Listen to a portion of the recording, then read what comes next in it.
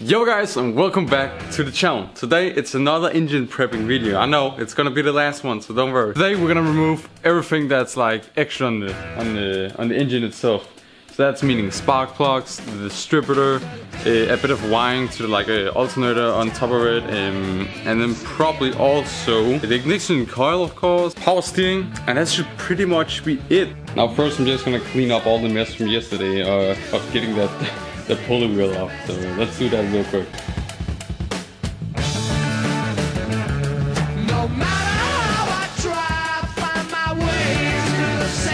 So what I'm gonna do now is try to empty the power steering reservoir down here, down in the bucket. This was the most creative way I could do it. I thought to myself, get the power steering reservoir off and then basically take the lid off right there and then pour it down. So hopefully that's gonna work. So let's see, we're gonna get the bucket over here and let's just hope for the best, shall we? Oh yeah, very nice. And then my next idea was to take the hoses off here while it's in the air, if you will. So let's see if we can do that. I remember taking the power steering off when the whole car was assembled. That was a fucking mess because there's no room at all for like movement of tools or anything like that. So being able to do this while the car is disassembled is awesome. Because you can actually work on things.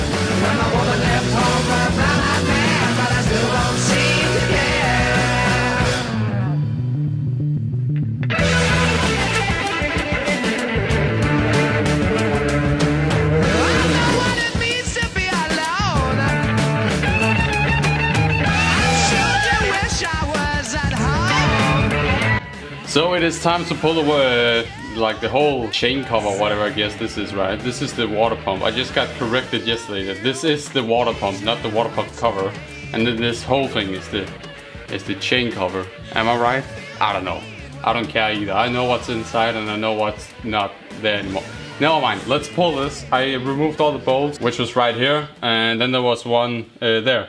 I don't know what this is for. I guess you can bolt something on. So let's see.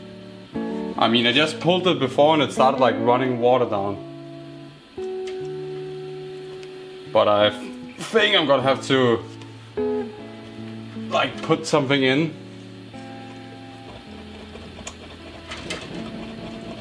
to pry it off, I would imagine. I don't think there's any bolts. Oh, wait a second, there's. I just missed 2 bolts. You're stupid, Vic. So apparently there are 2 bolts that goes like up like this into the cover. I didn't know.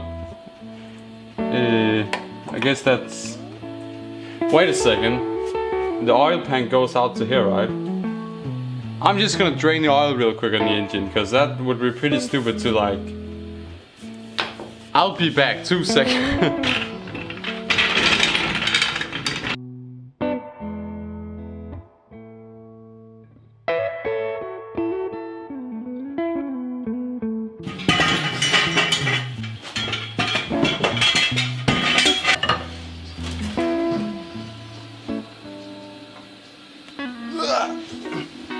There you go, oil is draining. Very nice.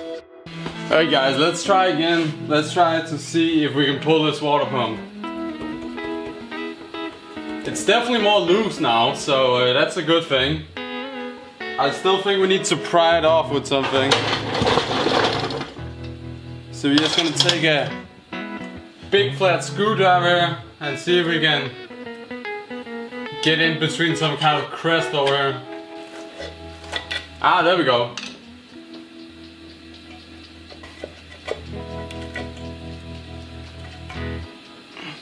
It looks pretty nice inside actually.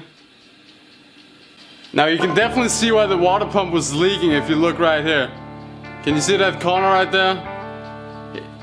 Water just blasted out here, man. The gasket is done. So that's definitely where the leak was.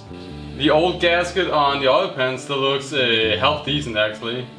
I mean, thinking about it's 50 years old. There's a lot of slack in the chain though. Like, a lot. I don't know if it's supposed to be loose here and tight here. But it seems like really loose to me. Like, a lot. I don't think that's good.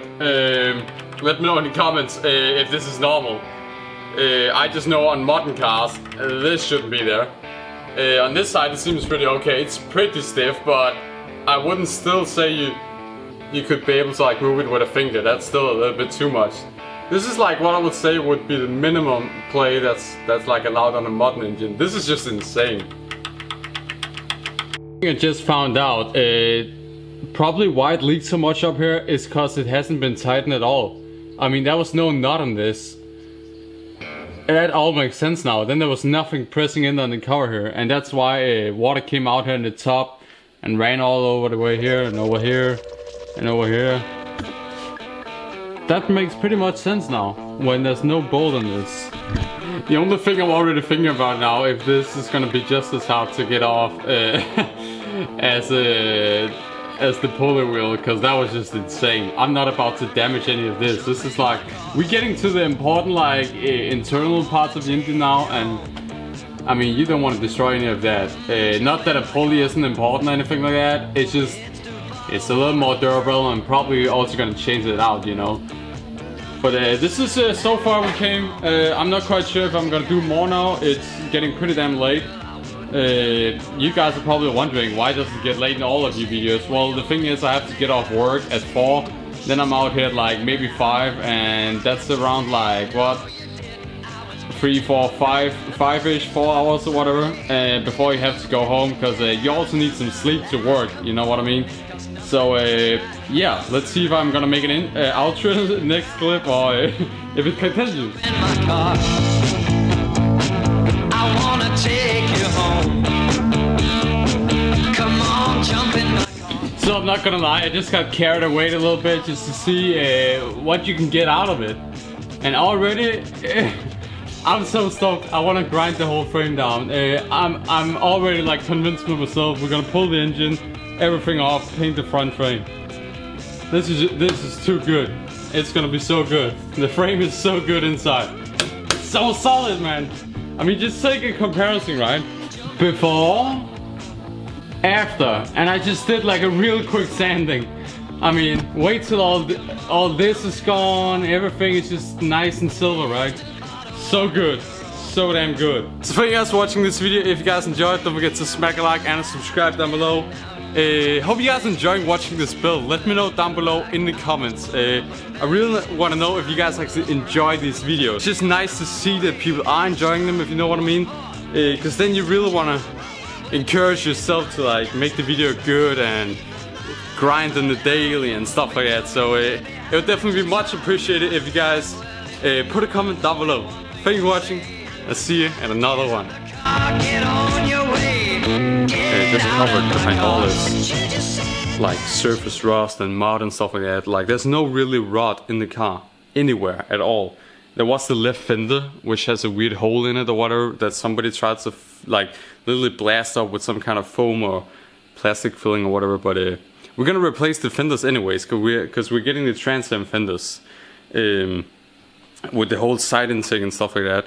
And over here on the driver's side, it did have some accident at some point, which caused a little hole here to rust or whatever, which I'll have to look into.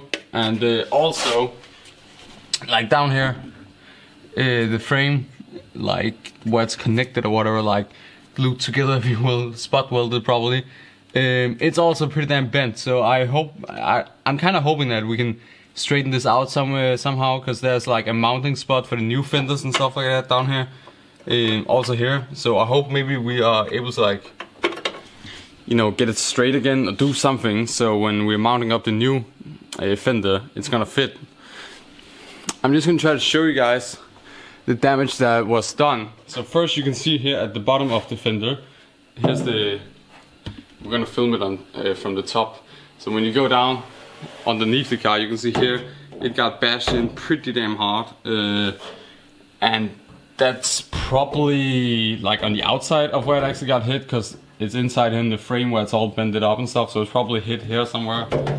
And then that pretty much warped the whole fender up here. So that was like a giant dent or whatever here. We actually smoothed it out a little bit, or I tried to, with some Bondo and stuff like that. That's my first time ever doing anything Bondo. And it did also start to crack up a little bit here, because I don't know, do Bondo crack up if you use too much hardener or too little hardener or stuff like that? How do we make a good Bondo so it's flexible? Let me know in the comments, because I really want to know how to do that.